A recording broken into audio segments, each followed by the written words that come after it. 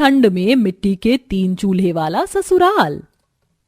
अरे वाह, आज तो बहू के हाथों की रोटी बड़ी स्वाद लग रही है। कस्तूरी, एकदम अमृत जैसी मिठास भरी है रोटी में। सच में बाबूजी, बाकी दिन तो ठंड में रोटी थाली में पड़ते ही अकड़ जाती थी। 36 बार चबाने पर भी हलक से नीचे नहीं उतरती थी, लेकिन आज की रोटी बाकी दिन के मुकाबले कितनी मुलायम बनी है। फूस चढ़ी छप्पर वाले पुराने से मकान के अंदर गरीब बहू 3 मुंह वाले चूल्हे पर संतुष्टि के भाव से मुस्कुराकर खाना बना रही हैं। एक चूल्हे पर गर्मा गर्म गाजर का हलवा, दूसरे पर मटर पनीर और तीसरे तवे पर गर्मा गर्म फूली रोटी बना रही हैं। गरीब ससुराल वाले एक लाइन से बोरी पर बैठकर खाना खा रहे हैं। ससुर रमाकांत और बेटा ललित गर्मा गर्म खाना खाकर गदगद होकर बतिया रहे हैं। बाबूजी, ललित जी, आपकी थाली में एक रोटी और डालूं? अरे नहीं, मेरा तो पेट भर गया अमृता। बाबूजी, आप एक रोटी ले लीजिए, आपको तो गर्मा गर्म तवे की रोटी पसंद है ना? अरे बहू, आज तो मैंने तेरे हाथों की बनी 10-12 रोटियां खा ली। मेरा तो पेट पूरा फुल हो गया, फुल पेट भर गया है मेरा। मैं तो अभी और खाऊंगी अपनी बहू के हाथों की नरम और मुलायम रोटी। बहू, एक रोटी और डाल और थोड़ी मटर पनीर भी। बहू मुस्कुराकर मिट्टी वाले 3 चूल्हे पर चढ़ी कढ़ाई में से भाप निकलते सब्जी सास को खिलाती है। सबके खाने के बाद नंद गुंजन थाली समेटने के लिए उठ खड़ी होती है तो बहू बोलती है, अरे नंद जी, अभी उठ क्यों रही हो? भाभी, हम सब लोगों ने तो खाना तो खा लिया, अब क्या बाकी बचा है, मैं थाली समेट लूं। बैठ जाओ, क्योंकि मैंने सबके लिए गर्मा गर्म गाजर का हलवा भी बनाया है।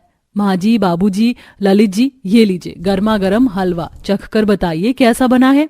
अरे वाह, ठंड के मौसम में खाने के बाद गाजर का हलवा मिल गया। ये तो सोने पर सुहागा ही हो गया। सब लोग खुशी खुशी मिट्टी के 3 चूल्हे पर बना हलवा खाकर तारीफ करते हैं। अरे वाह बहू, बहुत स्वादिष्ट गाजर का हलवा बनाया है। सच में भाभी, आपने तो बीकानेर और हल्दीराम हलवाई के यहाँ बने गाजर का हलवा भी फेल कर दिया। आज तो हमारी दावत हो गई। नंद जी, अब ऐसी दावत रोजाना बनेगी, क्योंकि मेरे पास मिट्टी के 3 मुंह वाला चूल्हा है। तो आप सब लोगों का जो भी पकवान मिष्ठान खाने का मन करे बेझिझक बता देना, मैं बना दूंगी। अब तो मेरे ससुराल में मिट्टी का 3 चूल्हा है, इसलिए मेरे लिए कुछ भी बनाना सुविधाजनक हो गया है। जहां आज के जमाने में लोग फैसिलिटीज में जीना पसंद करते हैं और बहुएं हाईफाई क्लास के मॉडर्न किचन में भी खाना बनाने से बचती हैं और भागती हैं, ये गरीब बहू अपनी मिट्टी के 3 चूल्हे के चलते आखिर इतनी ज्यादा खुश क्यों है? तो चलिए देखते हैं। जहां शादी के बाद अमृता का आज उसके गरीब मिट्टी के ससुराल में पहला दिन है। पूरा घर छान मार लिया, किचन तो कहीं नजर ही नहीं आ रहा। तभी उसकी ननद गुंजन बाहर से भीतर कमरे में आती है। अच्छा हुआ गुंजन जो तुम आ गई, जरा मुझे बता दो रसोई घर कहाँ है? अरे भाभी, आइए मेरे साथ, भाभी आपको चूल्हा चढ़ाई की रस्म के लिए बुला रही हैं। गुंजन अमृता को आंगन में लाती है, जहां एक मिट्टी का बहुत ही पुराना सा चूल्हा था। ऊपर से जनवरी की कड़कड़ाती ठंड में सुबह के 7-8 बजे भी घना कोहरा छाया है और ओले अलग से बरस रहे हैं, जिससे बेचारी गरीब बहू की ठंड के मारे दांत बजने लगते हैं। प्रणाम माँ जी। सदा खुश रहो बहू, मैंने खाना बनाने का सारा राशन पानी यहाँ रख दिया है। ईंधन के लिए लकड़ी और सूखे पत्ते भी हैं, बाकी ओस पड़ रही है तो चूल्हे के ऊपर तिरपाल बनवा दिया है, अब आराम से बैठकर खाना बना लो। इतनी ठंड में एक चूल्हे पर खाना बनाने की बात सुनकर बेचारी बहू की कपकपी छूट जाती है। लग गई लंका, मतलब कि अब मेरे ससुराल में गैस चूल्हा भी नहीं है। मुझे इतनी कड़कड़ाती ठंड में इस मिट्टी के चूल्हे पर खाना बनाना है। आज तो खटिया खड़ी हो जाएगी। चल अमृता, हो जा शुरू। किसी तरह कपकपाते हुए बहू पूरी सब्जी हलवा बनाकर ससुराल वालों को खिलाती है, मगर मिट्टी के एक चूल्हे पर खाना बनाने में काफी देर लगती है, जिससे ज्यादातर खाना ठंडा पड़ता है। एक दिन तड़के सुबह बहू ठंड में चूल्हा लीपते हुए बड़बड़ा रही थी। हे भगवान, ये मिट्टी का चूल्हा आज फिर शीत में भीग गया। अब धूप कब निकलेगी, कब तक चूल्हा सूखेगा? अच्छा खासा मेरे मायके में गैस चूल्हा था, ना ईंधन लाना पड़ता था, ना धुआं झेलना पड़ता था। तभी उसकी पड़ोसन, जो कि हाईफाई क्लास की थी, इतराते हुए मिठाई लेके आती है। ये लो लड्डू खाओ अमृता, मेरे घर में नया इलेक्ट्रॉनिक 3 बर्नर वाला चूल्हा आया है। बहुत बहुत बधाई हो परिधि जी। वैसे सच कहूँ तो तुम्हारी किस्मत तो है ही फूटी, जो ऐसे कंगाल ससुराल वाले हैं तुम्हारे। ये तो तुम्हारे लिए 7 जन्म में भी इलेक्ट्रॉनिक चूल्हा तो दूर, LPG का कनेक्शन भी करवा ले तो बड़ी बात है। अच्छा, मैं चलती हूँ। पड़ोसन ताना मार कर चली जाती है। बहू अपने सूजे हुए हाथ पांव देखती है।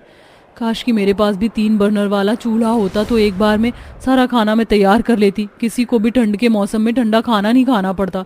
मगर मजबूरी भी तो इतनी है। ललित जी जितना कमाते हैं वो खाने पीने में भी पूरा नहीं पड़ता, तो घर में सुख सहूलियत की चीज कहाँ से आएगी। मगर मैं मिट्टी से 2-3 मुंह वाला चूल्हा बना सकती हूँ। अमृता जुगाड़ लगाकर मिट्टी का 3 चूल्हा बनाने की ठान लेती है और ठंड में जंगल आती है, मगर सरकारी अधिकारी उसे प्रदूषण पर्यावरण के चलते रोक देते हैं। बहन जी, आप जंगल में से लकड़ी और मिट्टी नहीं ले जा सकती, क्योंकि सरकार ने मृदा अपरदन और इस जंगल से पेड़ कटाई पर रोक लगा दिया है। हे भगवान, ये उम्मीद भी टूट गई। उदास सूरत लिए अमृता घर आ जाती है, जहां ललित बात कर रहा था। पिताजी, कल से नए मलबे का काम शुरू हो रहा है। कुछ मजदूर कम पड़ रहे हैं, सोच रहा हूँ किसको लेकर जाऊं। अरे मेरे तो पैर का ऑपरेशन हुआ है, वरना मैं ही चल देता बेटा। अजी आप कहें तो मैं आपके साथ चलूं, 2 पैसे बढ़कर अपने घर में आएंगे। इस पर सास आपत्ति जताते हुए बोलती है, अरे बहू, तू घर के बाहर कमाने के लिए निकलेगी तो अड़ोस पड़ोस के लोग हमें बड़े ताने मारेंगे। जिल्लत से भली गरीबी में जीना मंजूर है हमको। माँ जी, क्या अड़ोस पड़ोस के लोग हमारा पेट भरने आते हैं या हमें खिलाने आते हैं जो हम उनकी परवाह करें? हमें अपना परिवार खुद चलाना है, कोई किसी को खाने को नहीं देता। बहू की बातों में निकली दुनियादारी ससुराल वालों को समझ में आती है। अगले दिन अमृता ललित के साथ काम पर आती है, जहां बहुत सारी रेत, मिट्टी, सीमेंट का टीला देखकर उसे जुगाड़ आता है। अगर इसमें से थोड़ी मिट्टी और सीमेंट मुझे मिल जाए तो मेरा काम बन जाएगा। मैं मिट्टी का चूल्हा बना लूंगी और उस पर सीमेंट का घोल लगा लूंगी तो पक्का हो जाएगा और मजबूत भी। फिर ठंड में मेरा चूल्हा भीगने से गलेगा नहीं। काम खत्म होने के आखिर में अमृता अधिकारी से बदले में थोड़ी सीमेंट मिट्टी मांग कर घर लाती है। अरे बहू, तू ये मिट्टी और सीमेंट किस लिए लाई है? माँ जी, आप बस देखते जाइए, मैं इसे अपने ससुराल में एक साथ 3 चूल्हे बनाऊंगी। एक पर सब्जी बनेगी, एक पर रोटी और एक पर चावल। और ठंड का मौसम है तो फिलहाल के लिए एक चूल्हे पर गाजर का हलवा भी बनेगा। अब आप लोगों को ठंडा खाना नहीं खाना पड़ेगा। गरीब बहू के जुगाड़ को सुनकर ससुराल वालों के चेहरे पर खुशी खिल जाती है। वह मिट्टी गूंथकर चूल्हा बनाने लगती है, जिसमें सास भी हाथ बटाती है। सवेरा होने तक चूल्हा सूख कर एकदम पक्का हो जाता है, जिससे बहू सभी को एक साथ गर्मा गर्म मटर पनीर की सब्जी, रोटी और गाजर का हलवा भी बनाकर खिलाती है। वैसे जो भी कहो, बहू का जुगाड़ इस ठंड के मौसम में बड़ा लाभदायक है। घर के अंदर गर्माहट भी बनी हुई है। अरे, और मजे की बात तो ये है कि इस 3 चूल्हे में से धुआं भी नहीं उठ रहा, वरना उस एक चूल्हे से तो धाए धाए धुआं होता था और खाना भी एकदम बर्फ जितना ठंडा नसीब होता था खाने को।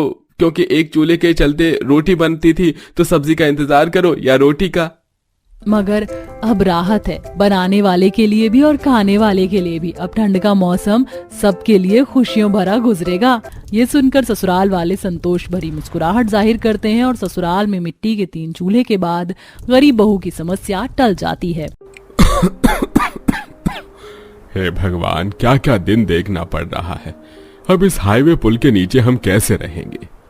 ससुर जी, आप चिंता मत कीजिए, मैं अभी सबके लिए खाना बना देती हूँ। थोड़े से चावल रखे हैं और एक मिर्ची है, तो यही सब हम खा लेंगे। बहू, हम सब सच में अब परेशान हो चुके। अब हम कैसे रहेंगे? मुझे तो कुछ समझ नहीं आ रहा। तू पता नहीं कैसे इतनी हिम्मत करके बैठी हुई है। हिम्मत से ही हमें काम लेना पड़ेगा, वरना तो मुसीबतें हमारा पीछा नहीं छोड़ रही हैं। ये कैसा परिवार था जो हाईवे पुल के नीचे रह रहा था, और वो भी इतनी कठिनाइयों के साथ। नीतू अपने परिवार के साथ ऐसी स्थिति में आखिर क्यों रह रही थी? नीतू की परेशानी को जानने के लिए हम कहानी को थोड़ा पीछे लेकर चलते हैं। पूरा परिवार एक छोटे से घर में बड़ी कठिनाइयों के साथ रहता है। सुनिए जी, आपको नौकरी कब मिलेगी? इस महीने अभी तक हमने किराया भी नहीं दिया। मुझे तो डर है कि कहीं मकान मालिक आकर हमारे सर पर न खड़ा हो जाए। मैं कोशिश कर तो रहा हूँ, कहीं भी नौकरी नहीं मिल रही है। इतनी जगह मैंने बात करी है, मैंने अपने दोस्तों को भी कहा, लेकिन अभी तक कहीं से कोई भी खबर नहीं आई। पता नहीं, मुझे डर सा लग रहा है कहीं मकान मालिक हमें घर से न बेघर कर दे। घर में राशन भी कुछ नहीं है, आज खाना क्या खाएंगे हम? मैं देख कर आता हूँ, कहीं से एक दिन का दिहाड़ी का काम मिल जाए तो वही कर लूंगा। ठीक है। अजीत जैसे ही अपने घर से बाहर जाता है कि अजीत का पड़ोसी उसे देखकर मुंह बना लेता है। हे भगवान, सुबह सुबह किसकी शक्ल देख ली? आज तो मेरा पूरा दिन खराब हो जाएगा। भाई साहब, आप ऐसे क्यों कह रहे हैं? अरे मैं भी तो इंसान ही हूं ना। अगर आपने मेरी शक्ल देख ली तो आपका दिन क्यों खराब जाएगा? अरे तुम हो ही नीची जाति के। नीची जाति के लोगों की शक्ल देखना हमारे लिए शुभ नहीं होता है। और तुम्हें कितनी बार कहा है, सुबह सुबह पूरा परिवार अपने घर में ही रहा करो। जब तक कोई अपने काम पर न निकले तब तक तुम अपने घर से बाहर मत निकला करो। अरे ये कैसी बातें कर रहे हो? सब अपने काम पर जाते हैं तो मुझे भी तो अपने काम के लिए तलाश करनी ही पड़ेगी ना। अरे तुम में कुछ ज्यादा ही घमंड आ गया है। नीची जाति के होकर मुझसे जुबान लड़ा रहे हो। कोई बात नहीं, ज्यादा दिन तक अब तुम मुझसे जुबान नहीं लड़ा पाओगे। मोहन सारी बातें मकान मालिक को बताता है और घर खाली करने को कहता है। उसी शाम मकान मालिक नीतू के घर आ धमकता है। अरे अब बस बहुत हो गया। एक तो तुम लोग किराया नहीं देते हो, ऊपर से आस पड़ोस के लोगों से गालियां भी खाने के काम करते हो। ये आप क्या कह रहे हैं? हमने तो कुछ भी नहीं किया। हम तो अपने घर में ही रहते हैं। हमने किसी का क्या ही बिगाड़ा है और आप हम पर झूठा इल्जाम लगा रहे हो। झूठा सच्चा मुझे नहीं पता। अरे तुम छोटी जाति वाले लोगों को मैंने अपना घर रहने के लिए दिया। तुम्हें तो मेरा एहसान मानना चाहिए, लेकिन एहसान तो दूर की बात है, तुम किराया भी नहीं दे रहे हो। साथ ही तुम आसपास के लोगों को अपनी शक्ल क्यों दिखा रहे हो? भैया, जब हम यहीं रहते हैं तो हम अपनी शक्ल को कहाँ लेकर जाएंगे? घर से बाहर निकलेंगे तो लोगों को हमारी शक्ल तो दिखेगी ही ना। हाँ बिल्कुल सही कहा, लोगों को तुम्हारी शक्ल दिखेगी और इसीलिए लोग अब नहीं चाहते कि तुम लोग यहाँ रहो। और मैं भी बहुत तंग आ गया हूँ तुम लोगों से। अब तुम यहाँ नहीं रह सकते। मेरा घर खाली करो और निकलो यहाँ से। आप हमें घर से ऐसे कैसे निकाल सकते हैं? अरे अगर आप हमें घर से निकाल देंगे तो हम कहाँ जाएंगे? हमारे बारे में तो सोचिए। अरे तुम लोगों के बारे में अगर मैं सोचूंगा तो अपने बारे में कब सोचूंगा? मुझे कुछ नहीं सुनना है। किराया तुम लोगों से दिया जाएगा नहीं और अब मैं तुम लोगों को अपने मकान में नहीं रहने दे सकता। मकान मालिक पूरे परिवार को बेदखल कर देता है, जिसके बाद पूरा परिवार दर दर की ठोकरें खाता है। माँ, बहुत ज्यादा ठंड लग रही है। अब हम कहाँ सोएंगे? मेरी चप्पल भी टूट गई है। पैरों में बहुत ज्यादा ठंड लग रही है। नीतू अपनी चप्पल देते हुए कहती है, ये ले बेटा, मेरी चप्पल पहन ले। चप्पल ही तो है, कोई बात नहीं। अभी हम चल रहे हैं ना, कहीं कोई जगह मिल जाएगी तो वहीं पर बैठ जाएंगे। बहू, कहाँ कोई जगह मिलेगी? अरे जो एक छत हमारी टूटी हुई थी वो भी अब हमारे पास नहीं रही और इतनी ज्यादा ठंड पड़ रही है। मुझे तो कुछ समझ नहीं आ रहा। समझ तो मुझे भी नहीं आ रहा, क्या करें, हम कहाँ जाएं? कोई बात नहीं, हम सब साथ हैं। यही अभी हमारे लिए सबसे जरूरी है। पूरा परिवार ठंड से कांप रहा था और उनके पास घर भी नहीं था। तभी नीतू को एक हाईवे पुल दिखता है। अरे वो देखिए, हाईवे पुल। वहाँ पर एक दो परिवार रह रहे हैं। हम भी वहीं चलकर रहते हैं। बहू, ये तू क्या कह रही है? हाईवे पुल के नीचे हम कैसे रह सकते हैं? ससुर जी, अभी तो हमारे पास कुछ नहीं है, इसीलिए जो भी मिल रहा है हमें वहीं पर थोड़ा खुद को ढालने की कोशिश करनी चाहिए। नीतू सही कह रही है, हम वहीं चलते हैं। कम से कम यहाँ से तो बेहतर ही होगा ना। सड़क पर हर जगह से हवा लग रही है। पूरा परिवार हाईवे पुल के नीचे जाता है। वहाँ एक दो परिवार पहले से ही मौजूद थे। कम से कम अब ऊपर से तो ठंड नहीं आएगी। आसपास के लिए हम कुछ जुगाड़ कर लेंगे, जैसा तुझे ठीक लगे। पूरा परिवार अब हाईवे पुल के नीचे रहने लगता है। ऊपर से गाड़ियां चल रही थी, जिससे सोनू काफी ज्यादा डर रहा था। माँ, मुझे बहुत डर लग रहा है। कितनी ज्यादा आवाज आ रही है। कहीं कोई गाड़ी हमारे ऊपर गिर गई तो? नहीं बेटा, ऐसा कुछ नहीं होगा। अरे हम हाईवे पुल के नीचे रह रहे हैं ना, तो यहाँ तो ये आवाज आती ही है। तुम चिंता मत करो। इतनी ठंडी हवाओं से आनंद के सीने में दर्द होने लगता है। अरे मेरे सीने में दर्द हो रहा है। सीधा ठंडी हवा मेरी छाती पर ही लग रही है। हे भगवान, कहीं इनकी तबीयत ना खराब हो जाए। वैसे भी इस उम्र में बहुत जल्दी ही तबीयत खराब होती है। मैं आसपास देखती हूँ, कुछ मिल जाए तो। नीतू आसपास देखती है, वहीं उसे फटा हुआ कंबल और बड़ी सी पन्नी मिलती है। ये देखिए ससुर जी, आप ये कंबल ओढ़ लीजिए और मैं पन्नी को आसपास लगा देती हूँ। थोड़ी बहुत ही हवा रुक जाएगी। तुम लोग यहाँ पर रुको, मैं काम की तलाश करता हूँ। क्या पता काम मिल जाए। पूरा परिवार परेशानी में था और ठंड का कहर भी रुक नहीं रहा था। माँ, मेरे गले में बहुत दर्द हो रहा है, ठंड भी लग रही है। अब मुझसे ऐसे हाईवे पुल के नीचे नहीं रहा जाएगा। मुझे अपने परिवार की ऐसी हालत देखी नहीं जा रही और ये भी समझ नहीं आ रहा कि मैं क्या करूं। नीतू भी अब हिम्मत हारने लगी थी। कुछ दिनों बाद अजीत को थोड़े चावल मिलते हैं। ये लो, थोड़े चावल मिल गए हैं और कुछ मिर्ची है, इससे कुछ बना लो। ठीक है, आज मैं सबके लिए चावल उबाल देती हूँ। आप लकड़ी काट दीजिए। ठीक है। कहीं कोई काम मिला क्या अजीत बेटा? नहीं माँ, काम तो काफी पता किया है लेकिन मिला कहीं भी नहीं है। कुछ दिनों बाद सोनू हाईवे पुल के नीचे खड़ा होता है कि तभी उसके ऊपर एक पत्थर गिरता है। माँ, मुझे चोट लग गई। माँ, सब लोग भागते हुए सोनू के पास जाते हैं। हे भगवान, चोट कैसे लग गई? ऊपर से पत्थर गिर गया। मुझे बहुत ज्यादा डर लग रही है और ठंड की वजह से चोट पे दर्द भी बहुत हो रहा है। तभी आसपास के लोग वहाँ आ जाते हैं। मेरे पास हल्दी है, हल्दी लगा देता हूँ, उससे खून रुक जाएगा और थोड़ा दर्द कम होगा। शुक्रिया भाई साहब। आसपास के लोगों की वजह से सोनू की चोट जल्दी बढ़ जाती है, लेकिन ठंड की वजह से सोनू को बुखार होने लगता है। भगवान, 3 दिन हो गए, सोनू का तो बुखार उतरने का नाम नहीं ले रहा। अब हम क्या करें? बहू, मैंने तुझे पहले ही कहा था हाईवे पुल के नीचे रहना आसान नहीं है। हर रोज कुछ न कुछ मुसीबतें। सोनू की तबीयत ठीक होने का नाम ही नहीं ले रही है। परेशानियां खड़ी हो चुकी थी, तभी अजीत खुश होकर आता है। मुझे काम मिल गया।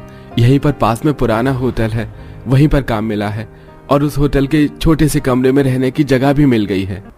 सच में? हाँ। इसका मतलब अब हमें इस हाईवे पुल के नीचे नहीं रहना पड़ेगा। हाँ, कम पैसे हैं, मुसीबतें वहां पर भी होंगी, लेकिन इस हाईवे पुल पर हमने जितना संघर्ष किया है वहां उतना नहीं होगा। भगवान का शुक्र है, मैं अपने परिवार को और मुसीबत में नहीं देख सकती थी। भगवान, आपने मेरे परिवार की मुसीबत को हर लिया। इसी के साथ अंत में पूरा परिवार उस होटल के छोटे से कमरे में रहने लगता है और वहीं नीतू भी काम करने लगती है, जिसके बाद धीरे धीरे समय के साथ सब ठीक हो जाता है।